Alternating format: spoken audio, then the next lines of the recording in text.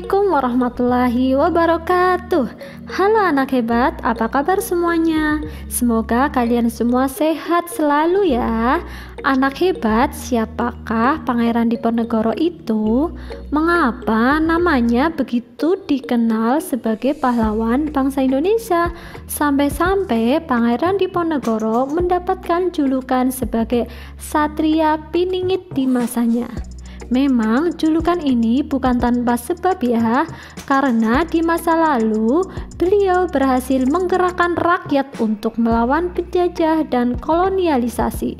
Sejarah perjuangan Pangeran Diponegoro tidak akan terlupakan hingga kelak. Namanya pun dipakai sebagai nama jalan, bahkan salah satu universitas yang sangat dikenal di kota Semarang, yaitu Universitas Diponegoro atau Undip. Nah, kali ini kita akan belajar tentang kisah Pangeran Diponegoro. Let's go. Pangeran Diponegoro memiliki nama asli BRM Antawirya. Lahir pada tanggal 17 November 1785. Kontribusinya dalam penggerakan melawan penjajah di era Hindia Belanda membuatnya dianugerahi gelar Pahlawan Nasional Indonesia. Banyak orang yang tidak tahu bahwa ternyata ia adalah anak tertua dari Raja Jogja, yaitu Sultan Hamengkubuwono III. Mungkin ini terjadi karena Pangeran Diponegoro adalah anak dari selir ya, bukan sang ratu. Ibunya bernama R.A. Mangkarawati yang berdarah Pacitan, Jawa Timur. Bendoro Raden Mas Antawirya atau Pangeran Diponegoro juga dikenal dengan nama Bendoro Raden Mas Antawirya. Ketika ia masih kecil hingga remaja, masa kecilnya dihabiskan di Yogyakarta hingga sebelum akhirnya memulai ikut perjuangan melawan penjajah.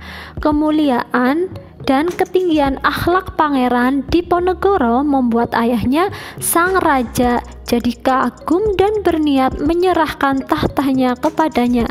Namun pangeran menolak karena ia menyadari bahwa keputusan raja ini tidak tepat, sebab ia hanyalah anak selir, bukan permaisuri ratu.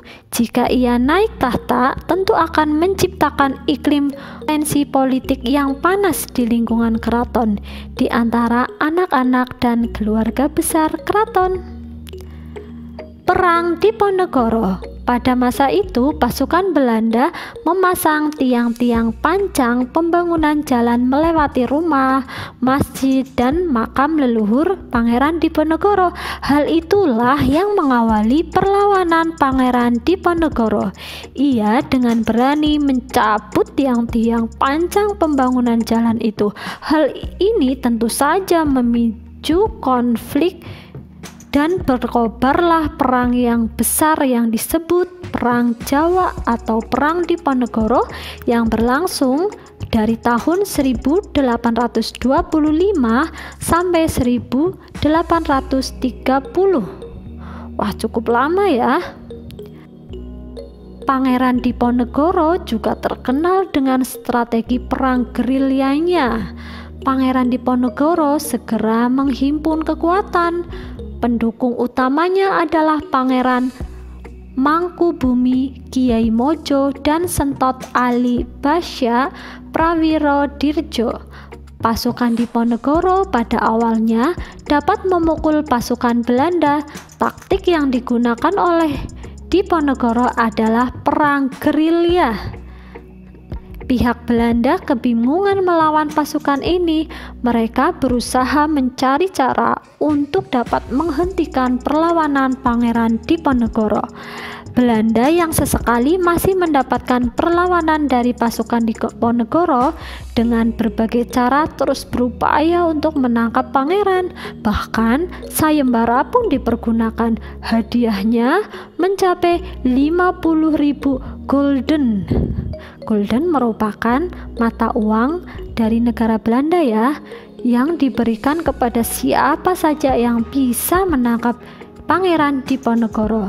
Diponegoro sendiri tidak pernah mau menyerah sekalipun kekuatannya semakin melemah. Nah, dalam perang ini Pangeran Diponegoro sering melakukan perundingan. Pasukan Belanda mengalami banyak kerugian baik nyawa maupun material dengan adanya taktik perang gerilya yang dipimpin Pangeran Diponegoro. Karena berbagai cara yang dilakukan oleh Belanda tidak pernah berhasil, maka permainan licik dan kotor pun dilakukan. Diponegoro diundang ke Magelang untuk berunding dengan jaminan kalau tidak ada kesepakatan, Diponegoro boleh kembali ke tempatnya dengan aman. Diponegoro yang jujur dan berhati bersih percaya atas niat baik yang diusulkan Belanda tersebut. Kemudian Belanda mengajak Pangeran Diponegoro untuk berunding. Pada tanggal 28 Maret 1830 diadakan perundingan, tetapi perundingan itu mengalami kegagalan. Namun Pangeran Diponegoro langsung ditangkap oleh perintah Jenderal de Kock. Pangeran Diponegoro dibawa ke Batavia pada tanggal 3 Mei 1830. Nah, ternyata Pangeran Diponegoro juga pernah dipenjara loh. Bagaimana ceritanya? Oke, setelah ditangkap, Pangeran Diponegoro dipenjara di Manado. 4 tahun kemudian, Pangeran Diponegoro dipenjara dalam benteng Belanda di Makassar. Beliau wafat dalam penjara pada tanggal 8 Januari 1855. Jenazahnya pun dimakamkan di sana. Beliau wafat sebagai pahlawan bangsa yang tidak pernah mau menyerah pada kezaliman manusia. Luar biasa ya anak-anak cerita tentang Pangeran Diponegoro ini. Kita harus meneladani sikap kepahlawanan Pangeran Diponegoro yang luar biasa. Demikian penjelasan tentang Pangeran Diponegoro. Semoga video ini bermanfaat ya. Jangan lupa like, komen, dan subscribe agar channel ini terus berkembang, dan share jika menurut kamu channel ini bermanfaat bagi orang lain. Terima kasih. Wassalamualaikum warahmatullahi wabarakatuh.